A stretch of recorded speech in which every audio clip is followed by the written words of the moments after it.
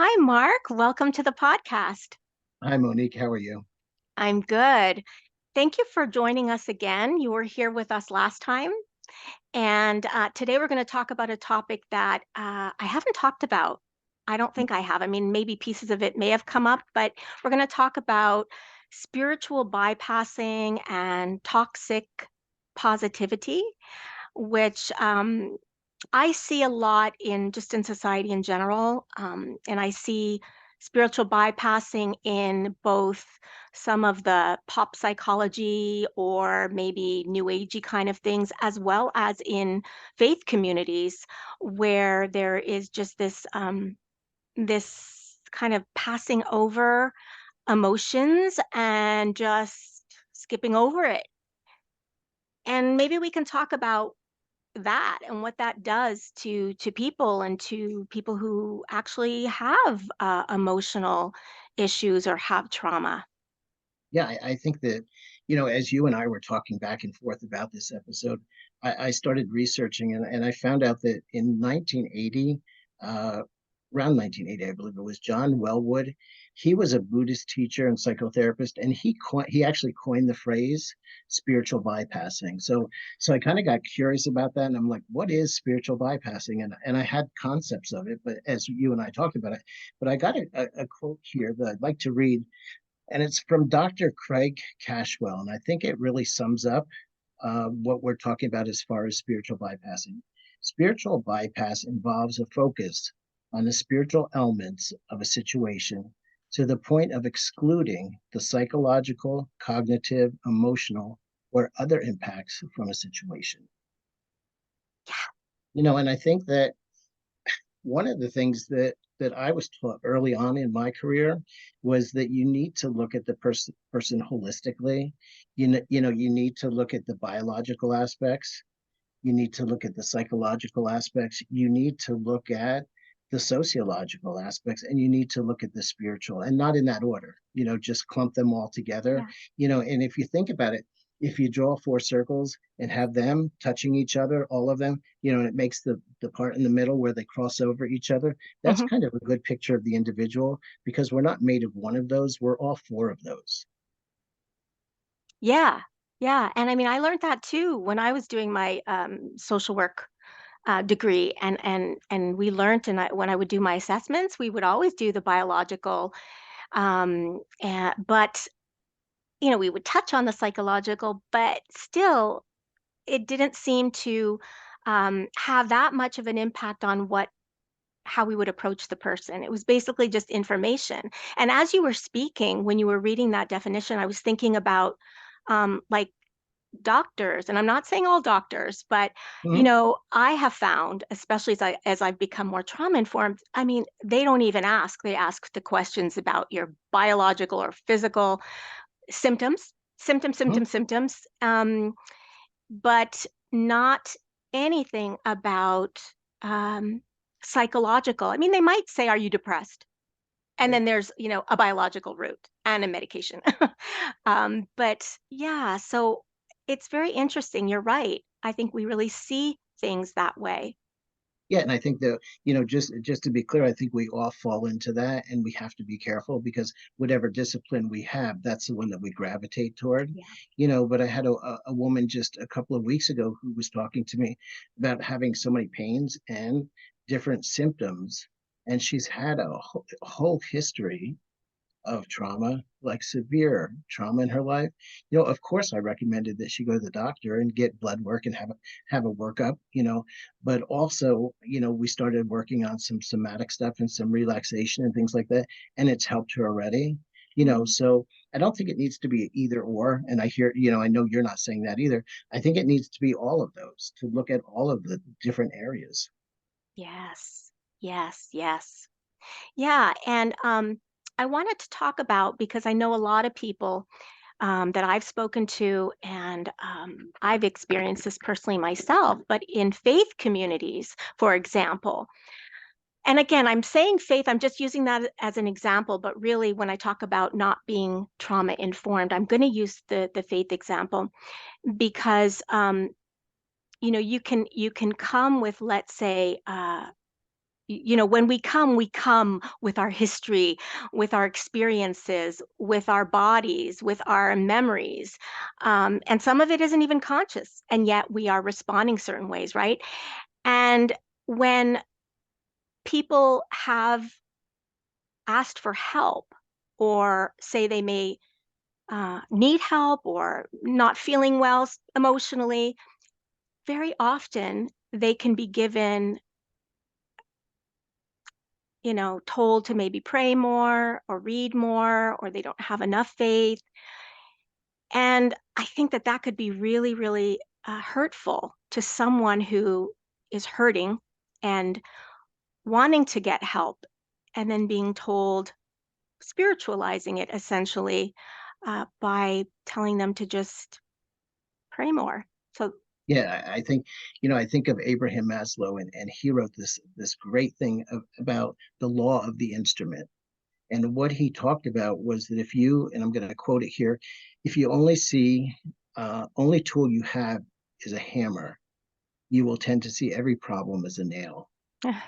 And I think that a lot of times we look through a certain lens, and if it's a faith community, they're looking at, praying and reading and meditating, and all those things are really, really important. yes. Absolutely, really important. I don't want to negate those, and I know you're not either, but also to look at the person as a whole being, that we have bodies and they need to be tended to. I think about a story years ago now. It was at a university, and it's a tragic story of what you're talking about in looking at it just from one perspective. A guy went to university, and at that time, he was really struggling with studying. And they were pushing him and saying, you need to be more disciplined, and you need to pray more, and you need to read more, and you need to do this more, and you need to do that more. And so, when he would sit down to do some of these things, he fell asleep. And so, right away they were saying, this is a spiritual problem. This is something that needs to be addressed. You need to be more disciplined. Finally, and this is a tragic story, he took his life, Oh, and it turned out through looking at his history, they believed that he had some medical problems that caused that. So I guess for our listeners and for us, for us also, just to remind ourselves that people are really complex. And so we need to look at the whole person and not just one area, and I think that, for me, a lot of times I'll be really careful when I'm making an assessment to realize that I know very, very little. I know my area, but there's a whole big world out there. And so I utilize referrals for people because it's really important to avoid making tragic mistakes like that. hmm, yes, yes, absolutely. And, we know that becoming trauma informed is, I mean, we slowly see it moving into schools and moving into the medical community slowly. So, I do understand that it's going to take time. Absolutely, yes. Yeah, and I think, helping people to get educated, or yeah, in whatever way we can, passing resources, or can be really helpful and can make a really huge difference. I'm just thinking about mental health was a topic that was really, it really wasn't as welcoming in faith communities. Um, in the past, I see it's changed over the decades, thank God, but I still think we have some work to do. Yeah, yeah. I think of a woman that I dealt with for a long time, and she had a lot of obsessive compulsive behaviors, and she would have to do things over and over and over again. Mm, It became paralyzing to her. And people in her community, in her faith community, were kind of challenging her. Are you praying enough? Are you reading enough? Are you doing things enough? And again, those are all good things, but you know, we looked at her history, and we looked at some of the things that were going on. I referred her to a psychiatrist. And this was interesting because it was when Prozac first came out, and so that dates me with my age. But so she was prescribed the medication, and her symptoms, within 6 to 8 weeks were minimal. Mm, And here's something that she had struggled with for years, felt a lot of shame about, mm, a lot of guilt about.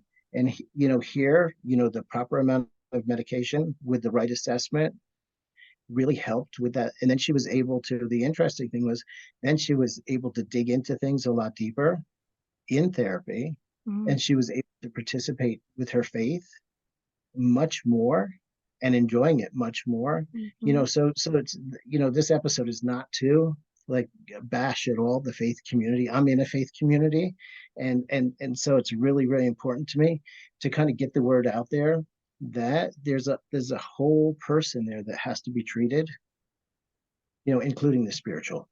Yes, I agree. I agree so much. Yeah, I think that a lot of us who've had trauma, we have been hurt in relationships. And I think that a safe community can be an incredible way to heal relational trauma. So we want to be able to be safe or feel safe in a community.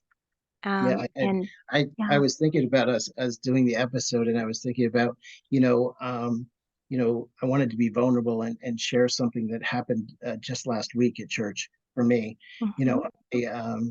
I had a lot of nightmares the night before on Hmm. Saturday night from PTSD or complex trauma, and so got up and I was doing okay, and got ready for church, and walked in the door, and our associate pastor came up and he had his arms out and gave me a hug, and he said, "How are you?" His name is Corey. And he said, "How are you?" And, I said, "I'm fine." And then I stopped, and I said to him, "You know what, Corey, I'm not fine. Really struggling with processing some nightmares that I had." And he like looked at me with a piercing look of connection. Mm. It was like, "I am so sorry to hear that." No, there was no shame. There was no blame. There was just like this dripping of empathy, of connecting with me and saying, and I felt better, like after hearing that right away, Well, I that's felt it. better, and I didn't get a chance to tell him so he can listen to this podcast now. And we say thank you so much because Yeah, that yeah. that is what I'm talking about exactly when I say healing in safe community, because so many of us with traumas, we know, we suffered alone, and we didn't get that attunement, that empathy, that connection. I see you, I feel you, you matter. And we can't go back to our past, but we definitely can have these safe connections and safe relationships in the present. But we need an environment that allows and welcomes vulnerability like he did. And you see, that was such a healing moment for you. And I think it was psychiatrist Dr. Curtis Thompson, who's going to be on soon. He said that with enough of these experiences, like, we need a lot of them, but we start to rebuild neurons. And so here we have these, you know, um, we have these patterns that are waiting for someone to walk out of the room or someone's eyes to look the other way, because that's what we had and that's what our body expects. But as we have these new experiences of the opposite, of connection, of empathy, we're healing slowly because it's a new experience. Like that The just, corrective. I yeah, think of it as a corrective experience. We talk about, the therapy office having corrective experiences. Well, you right. know what? We can have them with anyone that is there ready to connect, to attune. Yes. I love that word attune, Yes, and me to too. empathize, and to say like, come, I'm not going to leave, Yeah, you know, I I know love you're that. struggling and it's okay. Yeah. And that was brave on your end too. You stopped in the middle. I mean, I don't know how many of us would say, because there's that first part that's like, again, smile, they don't want to hear it, da, da, da, they don't have time for this. And you stopped and you were saying, I'm going to be honest, I'm going to be vulnerable. That fine word, everything's fine, fine, fine, Yeah. fine. Like all of us are struggling with things. Yeah. Yeah. and so that's where, my heart is for people, especially in the work that I've been called to do, and the book that I wrote, is for the faith community, that it's okay not to be okay. Yes. Yes. Absolutely. And so, again, this is even a piece that I even attachment, understanding like the basics of attachment. Why for some people, um, they may not feel comfortable when you grab them for a hug, or it Yeah, may yeah. take them time to open up. It's not necessarily like they don't want to. It's Mhm. that they've learned because of their histories that you've got to show me that you're safe. I'm going to need a lot of experiences or distant confirming experiences before. When we don't know that, we're just coming in just expecting everyone's the same. Yeah. We want those experiences. We just might not be ready for them. It takes us time, Yeah, and that's okay. exactly. It's Exactly. okay. Yeah. So it is hopeful though, because like I said, I see in myself, I see changes in different communities. So when we talk about spiritual bypassing, let's talk about toxic positivity. Where do you see that happening? What we I think that, we put the smile on our face, and we need to greet everyone and tell everyone how wonderful we are, how blessed we are. Things couldn't be better. It sounds like Instagram. Yeah, exactly. So, we tend to like learn to do that, just kind of like robots. We're all going around saying, yeah, everything's good, everything's fine. And, looking on social media, and everybody's putting all these wonderful pictures on of connection and things. And that's just not reality. And Hmm. so, even in that illustration that I gave you with Corey, that was my idea of also, being able to be like, no, I don't want to do this anymore. I don't want to pretend that everything is fine. And just that thing of, pretending, and that's what it is. It's pretending that everything is wonderful. And in this world, things are not always wonderful. A lot of Nope. times, real struggles, and especially for people that have experienced trauma. Yes. Yes. Yeah. It's making me think when I was a young mom, I remember thinking, nobody has nobody can relate to me. Nobody. I felt like I was the only one in the world. And I realize now that's because people just didn't share, didn't open up. And so it looked like everybody was managing, everybody was okay. I was the only one that was having issues. Um, and I think that that is one of the things I do like. We're starting to see people speak more openly Yeah, and now. I think you had mentioned your next guest, Kurt Thompson. He has done such wonderful work with, shame and attunement, and just being able to learn your story and tell your story well. And I'm looking forward to that episode, because he has done a lot within the community to really help people to realize it's okay to struggle. It's Hmm. okay to be dysregulated. There's Hmm. reasons for it. And so excited about people like him that are getting out there and talking. Yes, yes, absolutely. And also, just again the idea of um, finding your people, or finding people that welcome you, and look into your eyes. I talk about the eyes a lot because is there an expression that says the eyes are the window of the soul? I don't know. But Yeah, yeah, yeah, but I know for myself, when I was going through a lot of the trauma that I went through, I was trying to find eyes. I was trying to find eyes because I couldn't speak, and I was trying to say like, If you look at my eyes, you're going to help me and get me out of here." And sometimes people would look, and sometimes they would look away. And that was the message I got. And when I think about his work, he talks a lot about in the present having this community of people that you come to, and you look in their eyes, and their eyes are kind, and they have empathy, Yeah, And I, they're looking forward to you. They're looking forward yes. to you coming, and they're welcoming you even with their eyes. Yeah. Oh, Diane Heller Poole does a lot with eyes and having I think she talks about like joyful or happy eyes, yeah. welcoming eyes, and so that's so important for us to be aware of. uh, One other another issue I wanted to hit on, if we could, is the idea of forgiveness, Okay. Yes. because within faith communities, and I think just within therapeutic communities, forgiveness is a really important thing.